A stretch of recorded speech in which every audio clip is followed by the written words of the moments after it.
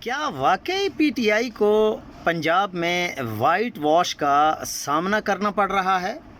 پنجاب میں مریم نواز شریف حکومت نے ایسا بلدیاتی نظام ڈیزائن کیا ہے جس میں الیکشن تو غیر جماعتی ہوگا، لیکن منتخب ہونے والوں کو 1 مہینے میں کسی سیاسی جماعت میں شمولیت اختیار کرنا پڑے گی۔